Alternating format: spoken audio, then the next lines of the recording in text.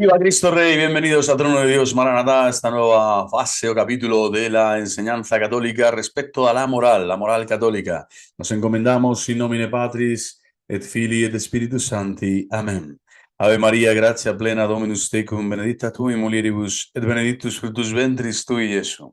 Santa María, Mater Dei, ora pro nobis peccatoribus, nunc et in hora mortis nostre. Amén. Gloria Patri et Filio et Spiritui Sancto, sicut erat in principio et nunc et semper et in saecula saeculorum. Pues bienvenidos, ven Espíritu Santo, ven por medio de la poderosa intercesión del Inmaculado Corazón de María, tu amadísima esposa. Ven Espíritu Santo, ven por medio de la poderosa intercesión del Inmaculado Corazón de María, tu amadísima esposa. Ven Espíritu Santo, ven por medio de la poderosa intercesión del Inmaculado Corazón de María, tu amadísima esposa.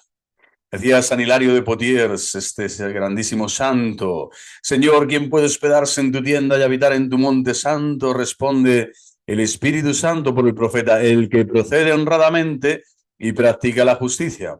El que procede honradamente y practica la justicia. Ese subirá al monte del Señor. El monte es Cristo, es la Jerusalén celestial que es Cristo, es la ciudad eterna que es Cristo, el conocimiento de Cristo, la posesión de Cristo, el amor y la adoración a Cristo por toda la eternidad, en tiempo y eternidad. En este monte solo subirán aquellos que practican la justicia. Esta es la moral católica de la que queremos ser instruidos por la Santa Madre Iglesia. En la respuesta, pues, dice este santo, se nos dice que el que procede honradamente y vive al margen de cualquier mancha de pecado, y es aquel que después del baño bautismal no se ha vuelto a manchar con ningún tipo de inmundicia, sino que permanece inmaculado y resplandeciente.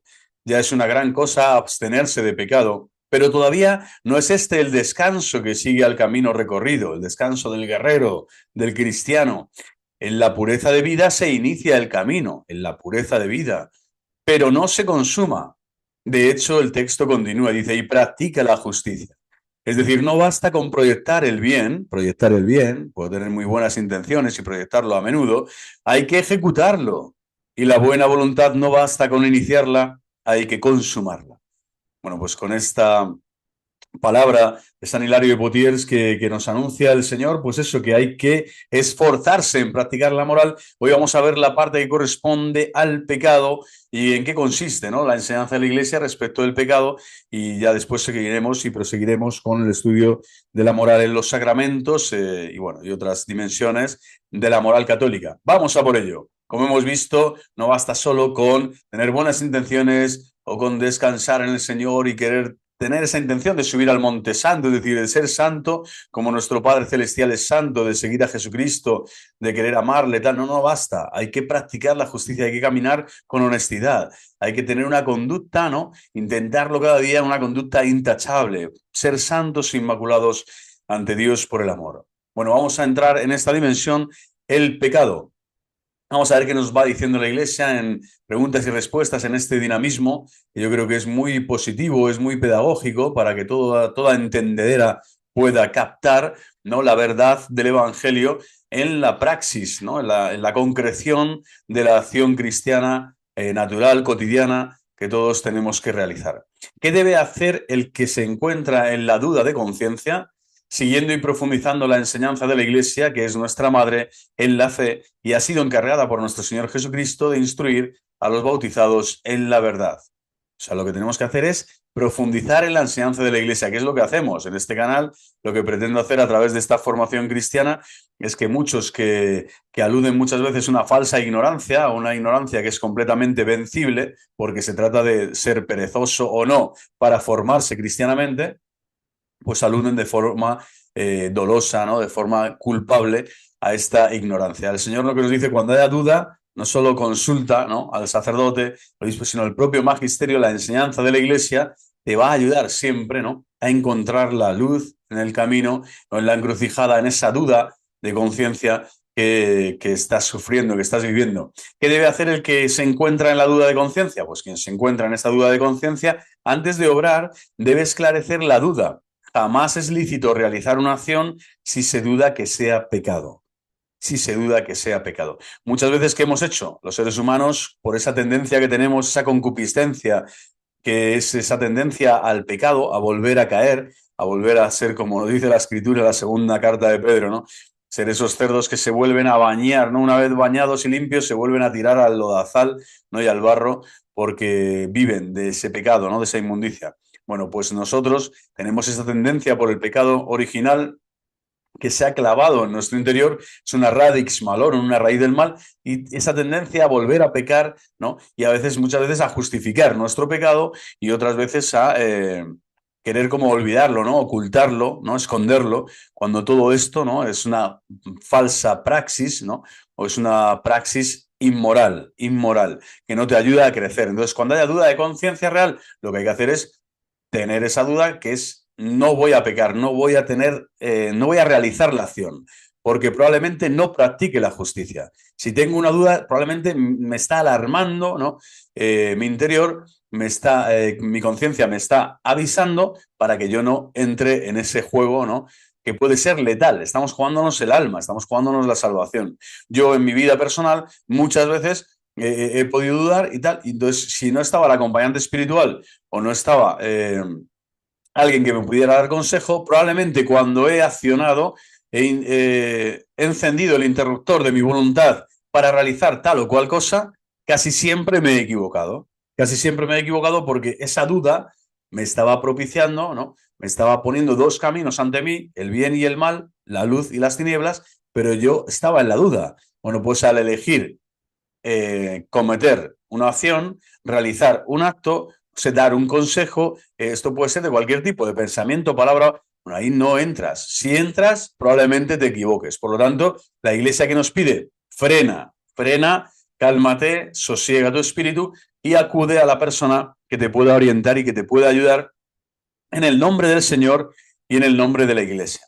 Porque esto lo que hace es, pues eso, no prevenir, ¿no? Es mucho mejor que curar, muchísimo mejor que curar siempre. Dentro, seguimos de la dimensión del pecado, los pecados son las malas acciones, absolutamente deben evitarse. O sea, jamás te va a decir la iglesia, no evites el pecado, no, al contrario. Cuando tú ves que está el ambiente ya es un ambiente de pecado, un ambiente hostil, un ambiente de falsedad, un ambiente de crítica, de pecado, ¿no? Una estructura de pecado, yo ahí no tengo que entrar, yo ahí no puedo aparecer, no puedo pensar que yo soy más listo, más guapo, más educado y que voy a evitar, ¿no? Caer en pecado, ¿no? Cuando las malas acciones están por todas partes y te rodean, ¿no? Probablemente ese contagio, esa fuerza, ¿no? Pues sea mucho más condicionante para que tomes una falsa, una mala decisión, una errónea decisión. Ellos constituyen el mayor mal. Los pecados son malas acciones, como hemos visto, son acciones, ¿vale? Por lo tanto, aquí estamos hablando de acciones completas. No solo es un tema del pensamiento, sino que está accionándose, es protagonista la voluntad, ¿vale? El libre albedrío, que es lo que comentamos el otro día en el pasado capítulo. Y constituyen el mayor mal. No existe un mayor mal para el alma que el pecado, que separa de Dios. ¿No? Dejas de ser amigo de Dios, confidente de Dios, ¿no? En el sentido más positivo, más pleno, ¿no? De la amistad. Aunque el hombre de hoy parece no tener de ellos una clara conciencia, de tal manera que ya Pío XII decía que el mayor pecado de nuestro tiempo es que los hombres han perdido el sentido del pecado. Fijaros que hay tantísimas personas, ¿no? Que son capaces de hacer grandes esfuerzos y sacrificios por ideologías, por movimientos, por, no sé, por hobbits, y sin embargo no están dentro, ¿no? Del dinamismo de la salvación, realizando el acto religioso, ¿no? Permitiendo que Dios sea Dios en su corazón, que sea el número uno, sea el primero, que sea lo más importante y que toda acción posterior sea siempre secundaria. Es decir, amar a Dios sobre todas las cosas, con toda la mente, con todas las fuerzas, con toda el alma, con todo el ser. Muchísimos hombres no solo han perdido este sentido del pecado, sino que se regodean, ¿no? Constantemente en vivir de espaldas a Dios, lo cual es un pecado gravísimo, ¿no? Es un pecado ya luciferino puesto, ¿no? En el corazón de tantísimos hermanos contemporáneos que tenemos que despertar, tenemos que ayudar, tenemos que evangelizar para decirles, oye, el pecado existe, el estado de pecado existe y tienes que salir de él, no puedes permanecer. Cristo viene a rescatarte de tus pecados, a restaurar tu vida, ¿no? Y a salvar tu alma. El pecado comporta el rechazo de la recta razón, es decir, el rechazo de la verdad y el rechazo del amor. Estamos viendo que hay un rechazo, ¿vale? Una rebeldía, por lo tanto, Están los demonios ahí, cada vez que escuchamos rechazo, rebeldía, ahí está la acción diabólica, ¿no? Que te está insinuando, que te está insidiando para rechazar la recta razón y el amor de Dios en tu vida. Que nos indica cuál es nuestro verdadero bien, directa o indirectamente, es desprecio de Dios y de su amor. Y de ahí la gravedad inmensa de pecado, de cualquier pecado y de todo pecado. Directa o indirectamente. O sea, no se trata de ir directamente contra Dios, sí, pero te vas contra las cosas de Dios, lo sagrado, vas contra tu hermano, vas contra la creación, y vas contra la iglesia, que es su obra.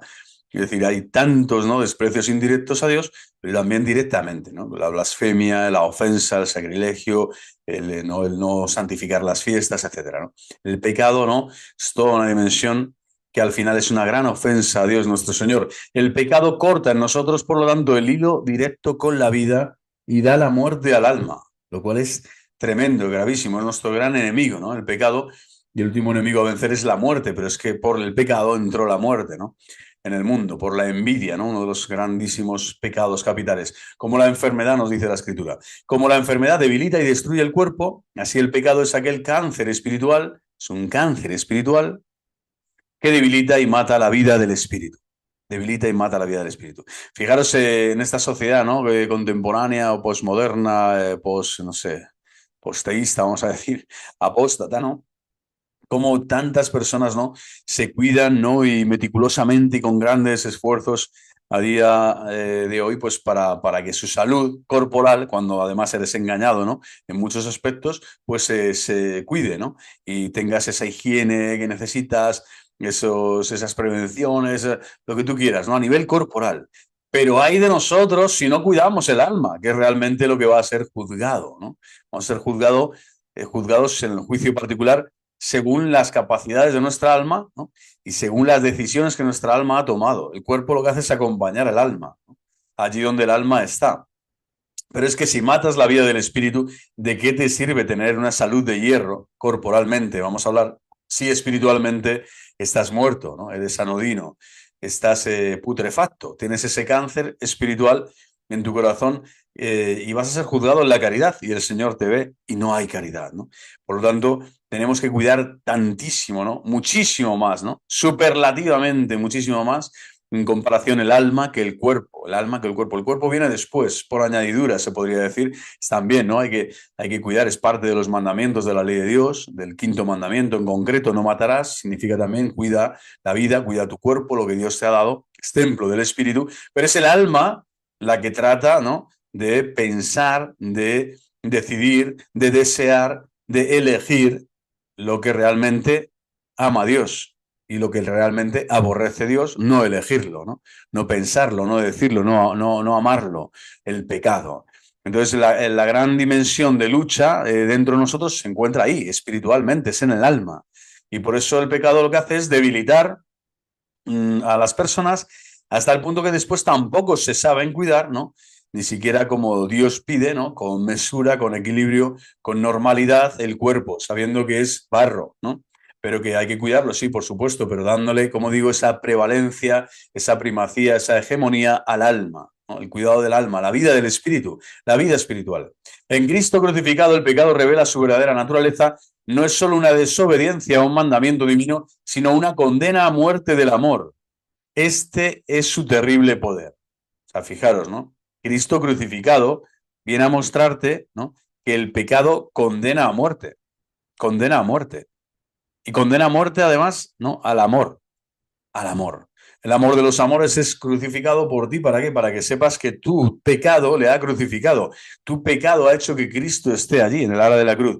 Él da la vida por ti, nos restaura, nos rescata, ¿no?, paga el precio que merecíamos nosotros, que teníamos que pagar, que era imposible de pagar al Señor. Es decir, borra repara la ofensa a Dios primero, después borra la culpa, ¿no?, y repara, ¿no?, y nos da la vida, nos rehabilita la vida nueva en el espíritu. Pero es que su terrible poder es este. No solo es la desobediencia a un mandato divino, sino que es que te autodestruyes. El amor que hay en ti, ¿no?, pasa a un segundo plano y se deshace, se pierde, se volatiliza, desaparece, ¿no? Y este amor verdadero, que es el único que salva, si desaparece de ti, aquí está el gran poder del pecado. Aquí está el gran poder del pecado, que te puede sumergir en las tinieblas eternas. No hace falta ya predicar con una carabela en la mano, o sí, deberíamos predicar todos los cristianos en la calle, recordando a los hombres que la vida es solo una y que la muerte viene pronto a llamar a nuestra puerta y que el juicio particular está a las puertas de cada día que vivimos. Cada día es un gran regalo de Dios. Pero sin esta calavera, como digo, en las manos para predicar y para ahuyentar a los demonios interiores, para no pecar, para no caer en pecado, desde luego tenemos que ser conscientes de que el Señor nos va a juzgar en este amor. Y que si este amor no lo encuentra en nuestro corazón, el pecado, si es más fuerte que el amor, y el vicio, y la corrupción, y el malestar, y la ira, y con pues eso, toda la cadena de pecados que podamos vivir en ese momento, el terrible poder del pecado es este, que te sumerges en las tinieblas, que te vas con los demonios. Entonces es impresionante, ¿no? Cristo crucificado precisamente nos revela la verdadera naturaleza del pecado, que no es solo una desobediencia a Dios, sino que da muerte al amor mismo. Este plano de la crucifixión del Señor, muy pocos lo advertimos en Semana Santa, vemos tantas veces el amor de Cristo, pero Cristo también te está diciendo esto, te está diciendo, oye, el pecado, cada vez que pecas, tú me matas, pero me matas en ti, eres tú el que mueres. Yo muero una vez y una vez para siempre para darte vida y vida en abundancia, pero tú si pecas y sigues pecando, no reparas en tu pecado para resarcirlo, para repararlo, para suplicar el perdón, para recibir la misericordia, no caes en la cuenta de que sin mí no puedes vivir este amor, que es el único que salva, es decir, la moral cristiana, vivir en la gracia de Dios, pues el terrible poder del pecado te puede sumergir en el infierno. El infierno lo estás viviendo ya allí donde no hay vida del espíritu. Aquí lo hemos dicho, ¿no? Es un cáncer espiritual que mata la vida del espíritu. Mata la vida del espíritu. Entonces plantéate, si no estás alabando al Señor, bendiciendo al Señor, santificando al Señor cada día, dándole gracias por tantas y tantas gracias como te da, si no estás haciendo algo por los demás, si no estás reparando o suplicando de rodillas tantas veces, que el amor de Cristo vaya a los hermanos más necesitados, si no ayudas verdaderamente a la iglesia en sus necesidades, no corporales espirituales, materiales espirituales, bueno, pues tienes que pensar si realmente el poder de la muerte y del pecado te está atenazando, está entrando en ti y te está reduciendo a las cenizas ya en vida. Parece que tienes vida, pero no la tienes, estás muerto en vida. Bueno, pero el crucificado es poderoso. Jesús con su muerte, nos dice la Iglesia, por supuesto, menos mal, nos revela el verdadero rostro del pecado, pero nos ofrece también la fuente inagotable del perdón. Aquí comienza la vida moral. Deus qui omnipotente actuam parcendo massime et miserando manifestas, ¿no? Dios es su omnipotencia, ¿no? Máxima omnipotencia la revela, la manifiesta a través del perdón de los pecados, ¿no? A través de la misericordia, ¿no? Él se apiada de nuestra misericordia, pero tienes que acudir a Él, tienes que acudir a sus pies, ¿no? Y reconocerte pecador, ¿no? Mea culpa, mea grandísima culpa. ¿Por qué? Porque he pecado ante Dios nuestro Señor. Mi pecado no es solo una ofensa hacia mí, no es una ofensa solo al prójimo, no es una ofensa a la iglesia, no es una ofensa a la creación. He pecado contra Dios mismo. Siendo una criatura, ¿no? He pecado contra todo un Dios altísimo, soberano, ¿no? En realmente Dios y Señor de todo el universo, del tiempo y de la historia. Bueno, pues Cristo nos enseña esto, que Él es poderoso, por eso el crucificado es el que resucita de entre los muertos para decirte la fuente del perdón te espera. La fuente inagotable del perdón te aguarda, ¿no? Y si tienes fe, tienes esperanza, ¿no? Que yo estoy aquí para dártela, mi gracia te basta, pues vas a poder combatir este buen combate de la fe, que es también el combate, como decimos, contra el pecado. ¿Qué es el pecado? Pues es una transgresión a nivel teórico de la ley de Dios y el rechazo del verdadero bien del hombre. Quien peca rechaza el amor divino, ya lo hemos dicho antes, se opone a la propia dignidad, nuevo elemento del hombre, llamado a ser hijo de Dios, es decir, te opones a lo más íntimo de ti, por eso antropológicamente somos hechura de las manos de Dios. Si venimos de Dios, solo Él nos puede perfeccionar, moldear, ¿no? Divinizar con su gracia y con su amor. Pero si no nos dejamos asir, nos dejamos traspasar, nos dejamos hacer por sus manos gloriosas, divinas, con la gracia, pues esa dignidad decae, esa dignidad se va perdiendo, esa dignidad se va esfumando, ¿no? Y el hombre, por lo tanto, que es hijo de Dios y está llamado a serlo en plenitud, hiere, ¿no? Se hiere a sí mismo con el pecado y esta belleza espiritual también de la Iglesia, de la cual todo cristiano debe ser piedra viva. Se opone a la propia dignidad del hombre llamado a ser hijo de Dios y hiere la belleza espiritual de la Iglesia. Fijaros qué belleza, ¿no? O sea, la madre Iglesia sufre cada vez que un miembro sufre. Yo por eso también desde aquí siempre llamo a los hermanos y dices, no, estás corrigiéndoles con mucha fuerza, tal, no, eso se de vacante, lo otro, el bautizado que esté en herejía, en cisma y apostasía, desde este canal solo va a recibir una corrección fraterna vehemente, porque su alma está en juego, su alma está jugándosela y el alma se pierde por toda la eternidad. Esto no es un juego, no es una película, no es esto no es ciencia ficción. Esta es la realidad más pura y neta del cristiano, del creyente. Que si te equivocas, que si empiezas a caminar mal, si empiezas a decidir malas posiciones, malos pensamientos, con mal discernimiento, esa belleza espiritual de la Iglesia a la que tú perteneces también está perdiendo a un miembro, está cercenando un miembro, está hiriendo, ¿no? Con ese pecado a un miembro del cuerpo místico de Cristo. Y por eso tenemos que ser piedras vivas. ¿Qué es lo contrario al pecado? Pues esa viva vida de la gracia, esa vida espiritual, de ser obedientes a la ley de Dios para amar constantemente, ¿no? El verdadero bien y el único bien, que es el Señor, ¿no? Todopoderoso. ¿De qué modo se puede cometer el pecado? Puede cometer el pecado con los pensamientos, complaciéndose en el mal, con las palabras, con las obras, con las omisiones, no haciendo el bien que se puede o se debe hacer. Esto casi todo el mundo pues lo tiene más o menos claro, ¿no? Sobre todo cuando vas a realizar la confesión, ¿no? Y bueno, pues es una manera de dividir, ¿no? El pecado, otros lo dividen en el amor a Dios, en el amor al prójimo, en el amor a los demás, ¿no? El amor a uno mismo. Las faltas de amor, pues ahí también se puede hacer este otro esquema, pero este es el más llamativo, el más conocido, el más notorio en la vida de la Iglesia, ¿no? No complacerse en el mal, por lo tanto, a través de los pensamientos, ahí ya está entrando en juego la voluntad y por lo tanto ahí entra el pecado, las palabras igual, usar buenas palabras, ¿no? Ser amables, apacibles, comprensibles, ¿no? Afables, con las obras, con las omisiones, no haciendo el bien que se puede o se debe hacer. Y ahí es todo un mundo, ¿no? El mundo de la omisión, francamente, tantas veces, ¿no? Seremos juzgados por nuestra falta de caridad, nuestra falta de estar despierto realmente a los estímulos de Dios, a la gracia de Dios, a las mociones del Espíritu Santo, para hacer todo aquello que el Señor nos inspira y no dejarlo en saco roto, ¿no? No tener ese pecado de omisión.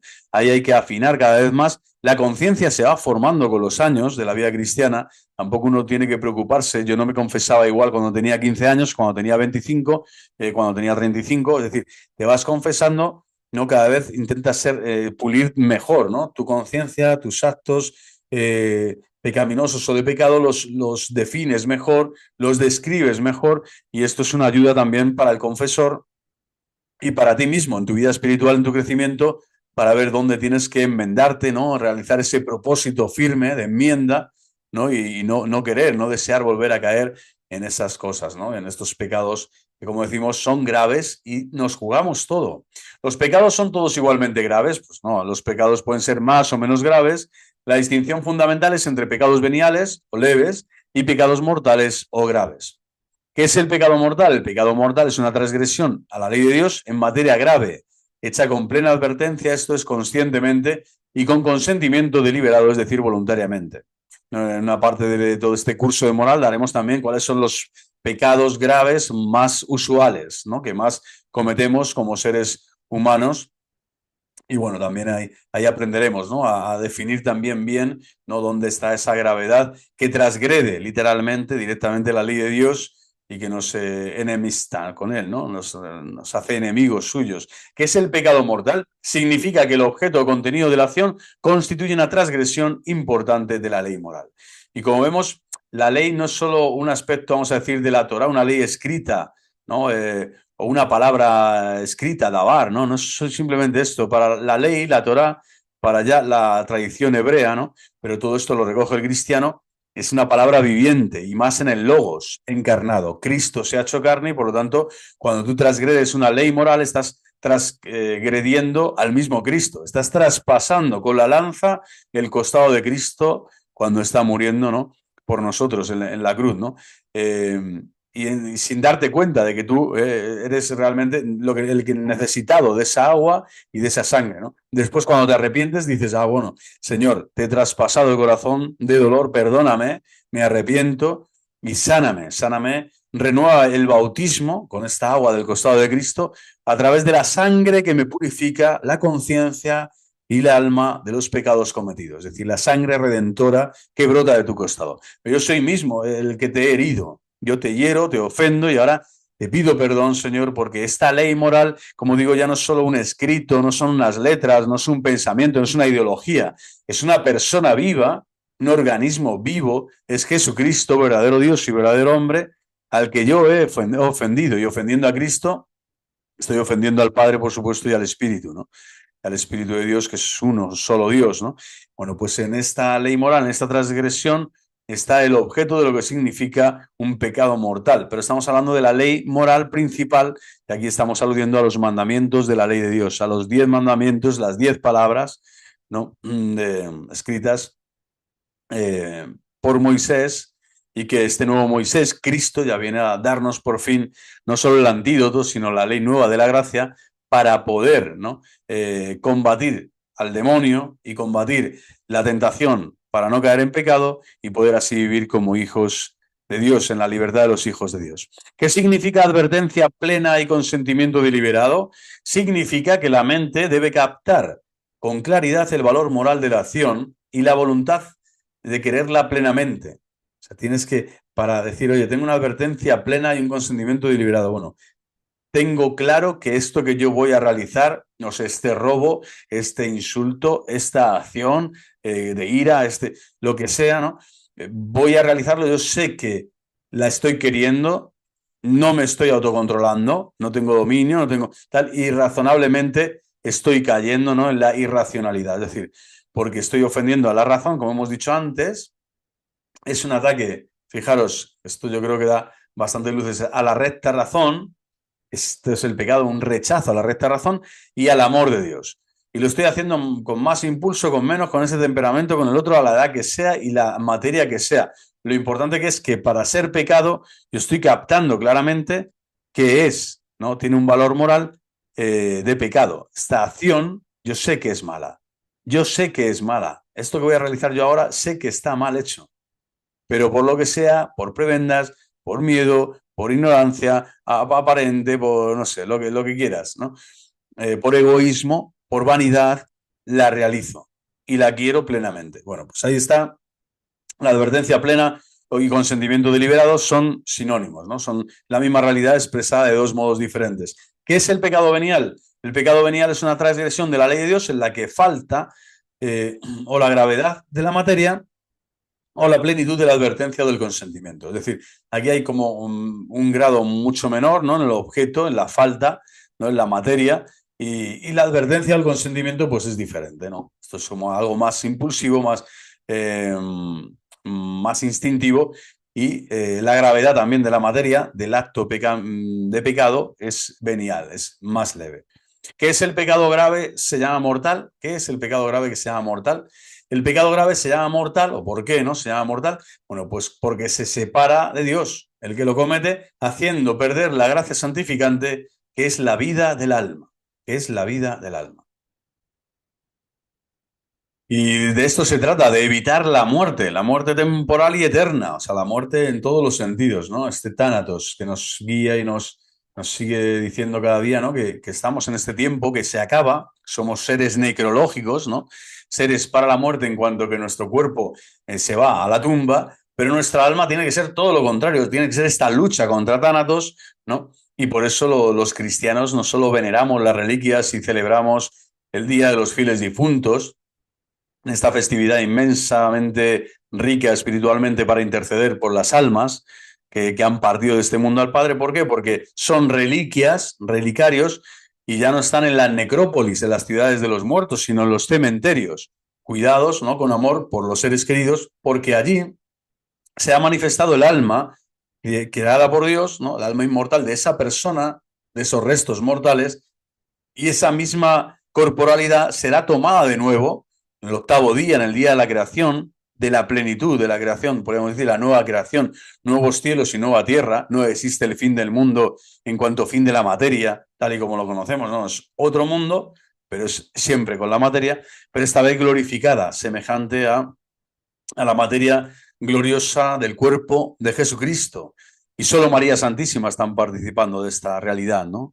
Impresionante, ¿no? La asunción de María Santísima en cuerpo y alma a los cielos. Solo ella está en cuerpo mortal, ¿no? Que no es mortal por ser inmaculada, o sea, se duerme en la dormición que llamamos los cristianos católicos, y en esta maravillosa, ¿no? Epifanía del Señor, que es que la vida del alma pues prevalece sobre la vida del cuerpo. Pero el pecado grave, que se llama mortal, ¿por qué? Es porque la muerte entra en juego ya en el tiempo y puede dar ese salto terrible, terrible, poderosísimo, hacia la eternidad y entrar allí para siempre.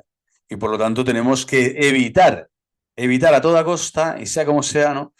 Sin que, claro, caer en esta inmoralidad del fin justifica los medios, pero en este caso sí, ¿no? El fin justifica los medios, que es siempre aplastar a Satanás, el mundo, el demonio y la carne. Bueno, pues es una broma, entiéndanme, pero de broma nada. O sea, hay que evitar el pecado grave y, por lo tanto, que sea mortal, porque es de mortal necesidad para el hombre que la vida del alma, la gracia santificante, no se pierda, no la perdamos, que podamos seguir viviendo día a día de esta gracia de Dios, ¿no? Y entonces así, gracia tras gracia, ¿no? El Señor Jesucristo, como dice el prólogo de San Juan, se nos va a revelar así, gracia tras gracia, para darnos aquello que necesitamos, que es el acceso al Padre, que es la relación íntima con Dios, que es la confidencia, que es el amor, es la vida de los frutos espirituales y de las virtudes, ¿no? De la fe, de la esperanza y de la caridad desplegadas en nuestro itinerario existencial, en nuestro día a día, en nuestra vida cotidiana. ¿Qué otros daños ocasiona al alma el pecado mortal? El pecado mortal destruye la caridad en nuestro corazón, nos aparta de Dios, sumo bien y felicidad nuestra. Si no es reparado por el arrepentimiento y por el perdón de Dios, provoca la exclusión del paraíso y la muerte eterna. O sea, se puede decir, ya está, ¿a dónde te lleva el pecado? Al infierno. O sea, la muerte eterna, ¿no? Aquí es el infierno. Muerte eterna del infierno, priva de los méritos adquiridos e impide todo crecimiento espiritual, haciéndonos esclavos del mal. O sea, eres esclavo ya en el tiempo y en la eternidad seguirás siendo esclavo. Y lo peor de todo es que los méritos que hayas podido adquirir a lo largo de tu vida, esos méritos no cuentan, porque estás en estado de pecado. Es decir, no estás viviendo de la felicidad de Dios o no estás viviendo cara a Dios, como cara al sol con la... No estás viviendo de cara a Dios, y si no vives de cara a Dios no tienes caridad. Sin vivir de cara a Dios no tienes caridad, es imposible, ¿no? Entonces la caridad, al final, seremos cuidadosos en la caridad, es que el amor de Dios está en tu corazón. Él va a reconocer si el amor suyo está en tu corazón y si tú le amas a Él sobre todas las cosas. Y esto es lo que tiene que reconocer el Señor, y te tienes que apartar de todo aquello que no te lleve a amar al Señor sobre todas las cosas. Todo aquello que no te lleve a amar al Señor sobre todas las cosas es pecado. Aquí te pongo un axioma diferencial o una estructura simple de discernimiento. Aquello que no me lleve a amar a Dios sobre todas las cosas, cualquier acto que realice, cualquier cosa que, ¿no? que vaya a proponer ejecutar, ¿no? Cualquier acción que considere justa, que considere santa, es porque me acerca y me lleva a amar a Dios sobre todas las cosas. Todo aquello que me separa de amar a Dios sobre todas las cosas, está entrando el pecado. Pecaminosidad, el pecado leve, el pecado venial o el pecado mortal. Ahí está todo, ¿no? Porque esa caridad se pierde, y la caridad, que es el amor de Dios. Si yo no amo a Dios, no puedo tener caridad. Por eso tantas personas dicen, no, si yo soy bueno, yo tal, no hago mal a nadie, no. Sí, pero ¿dónde está el amor a Dios? El amor a Dios es caritas. Y la caridad se tiene que mostrar, se tiene que manifestar. Se tiene que manifestar hacia Dios, en primer lugar, hacia Dios. Hay que amar a Dios, ¿no? Esto es como la viuda pobre o el otro, el de más allá, el samaritano, todos los personajes del Evangelio están amando a Dios primero. Después ya realizan, uno deja su limosna o lo que tiene, otro le dice al Señor, Señor, vete a curar a mi criado que está paralítico y enfermo en casa, pero no soy digno de que entres en mi casa. Es decir, harán muchas peripecias, ¿no? Otra tocará el manto, el Señor, la hemorroísa se acercará. pero antes que la acción está el deseo de amar a Dios, el deseo de estar con Dios, el deseo de estar, ¿no? De ser amigos de Dios. Ahí está la caritas, ahí está la caridad. Bueno, pues es precioso, ¿no? Que el Señor quiere que vivamos en Él, en ese sumo bien, en esa felicidad que es nuestra felicidad. Pecado mortal es lo contrario a la felicidad, es la infelicidad, es la infelicidad. Y la exclusión del paraíso, ¿por qué? Porque en el paraíso solo entra lo que es de Dios, solo lo que es divinamente, ¿no? Constituido por Dios, edificado por Dios, solo lo que Dios ha hecho crecer en nuestro interior, que es su amor, es lo que puede entrar en el paraíso, ¿no? ¿Hay algo más grave, por lo tanto, y dañino que el pecado mortal? No, no existe nada más grave y más dañino que el pecado mortal, que separa de Jesús, único Salvador. El sarmiento separado de la vid, nos dice Cristo en la parábola de Juan 15:6, no sirve para nada, sino es para ser echado al fuego. ¿No? Echado al fuego que no sirve ni para eso, o sea, echado al fuego y nada, se esfuma, ¿no? En pocos segundos. Es una manera de decir, no sirve para nada. Y echado al fuego porque, bueno, es lo último ¿no? que puede hacer, ¿no?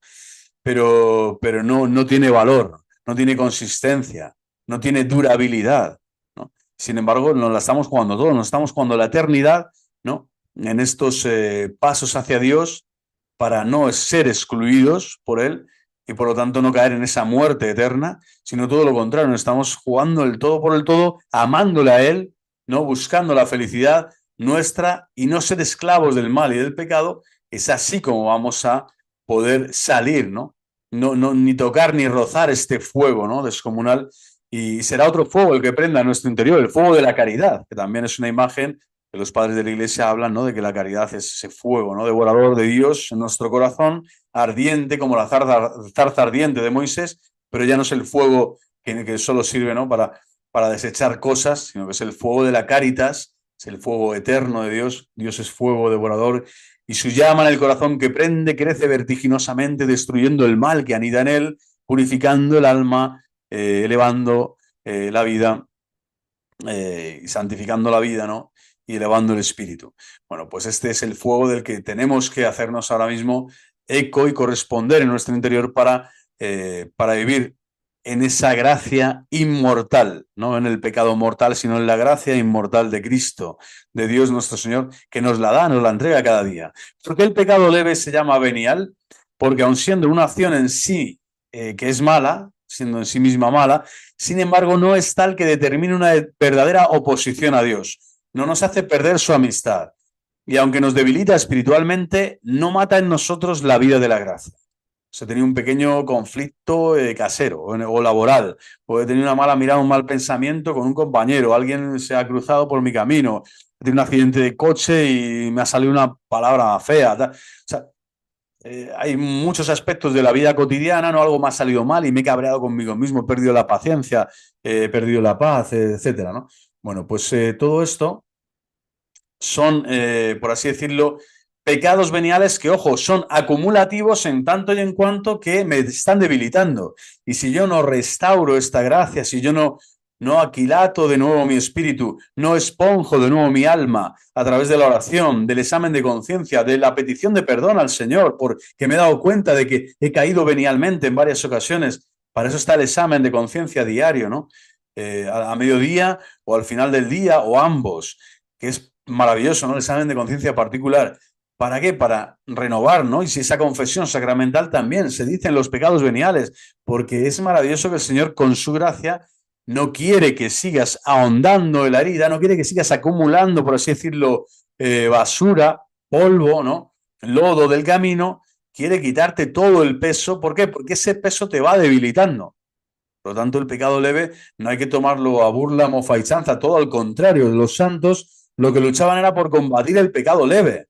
Por eso la vida monástica, el hora de labora, es una vida de sencillez, de silencio y de acción práctica en la humildad, en la obediencia, en la escucha y en el poco hablar.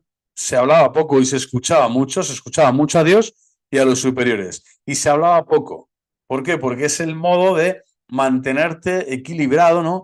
En esa lucha contra el pecado venial, que se trata de santificar el alma y por lo tanto ellos son maestros, ¿no? y garantía, ¿no?, en el camino de los cristianos. Todos los santos han vivido esta batalla campal y completa y total contra el pecado venial. Contra el pecado venial. ¿Por qué? Porque sabían esto. Aquí estaba la clave.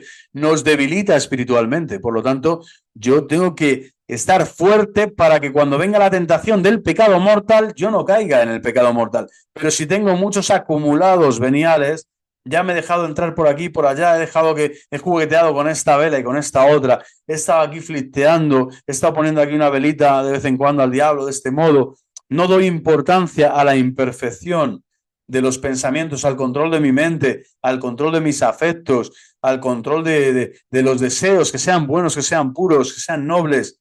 No doy importancia a un tiempo de calidad en la oración personal, en mi vida cotidiana. Probablemente me esté llenando de pecados veniales, probablemente caiga mucho más fácilmente en un pecado mortal y probablemente después me justifique y me sea más difícil, ¿no?, combatir el pecado venial. Por lo tanto, esta también es una clave importante, sin caer en puritanismos excesivos o yo que sé cómo decir, en excesos propios de los calvinistas, ¿no?, y de estos puritanos que de ser tan puritanos se convirtieron tantas veces en, no sé, en racistas, en agresivos, en gente hipócrita, ¿no?, a todas horas. No se trata de caer en paranoias ni en desmantelar todo, sino decir, oye, si estos pecados veniales yo suelo estar a veces jugando con ellos, ¿no?, aquí es donde tengo yo que crecer espiritualmente. ¿Para qué? Para que la vida de la gracia no me mate, no se apague en mí, no se extinga poco a poco, ¿no? Y al contrario, esté bien preparado y bien pertrechado con las armas de la luz para acometer el combate en ese momento, en esa encrucijada que el diablo va a preparar para el pecado mortal, porque esto es así, cada día te levantas y no sabes en qué momento te va a atacar Satanás con la permisividad de Dios para que tú caigas en tristeza, en soberbia, en desobediencia, en falta de humildad, en ira. Es decir, todos los días vas a tener una prueba para enfrentarte a un posible, ¿no?, a una posible acción de pecado mortal y por lo tanto todos los días te la tienes que jugar y todos los días tienes que estar atento y despierto para que este pecado venial, leve, entre comillas leve, porque te está preparando el terreno para el otro, como digo, pues tengamos que realizar esta lucha y que sea aguerrida, que sea fuerte, ¿no? El pecado venial, ¿qué daños produce? Bueno, pues enfría el fervor de la vida cristiana, lo cual hace que la vida espiritual pierda toda esa frescura, toda esa longanimidad, toda esa apertura, toda esa belleza, toda esa alegría propia del creyente. El creyente que está en Cristo Jesús está todo el día feliz. Es que no puedes hacer otra cosa, dices, aunque esté a veces crucificado con el Señor está conmigo. El Señor está conmigo y estamos alegres, ¿no? Os lo repito, dice San Pablo, estad alegres en el Señor, estad alegres en el Señor. Si tú vives en el Señor, en la vida y en la muerte, eres del Señor. Por lo tanto, tienes que estar alegre. Y lo contrario de la alegría es el pecado, ¿no? Y la alegría significa también a veces estar en compunción, estar en una aparente desolación, es decir, rezando por las necesidades de los demás, por tu fragilidad también, llorando tus pecados y arrepintiéndote. Todo esto es también parte de la vida espiritual. Pero la alegría de saber que Dios te perdona, que Dios te asiste, que Dios te fortalece, que Dios te consuela, que Dios no te juzga y te condena, sino todo lo contrario, está esperando que todos los daños laterales, colaterales, directos e indirectos del pecado en tu vida se purifiquen, se limpien, se santifique tu alma.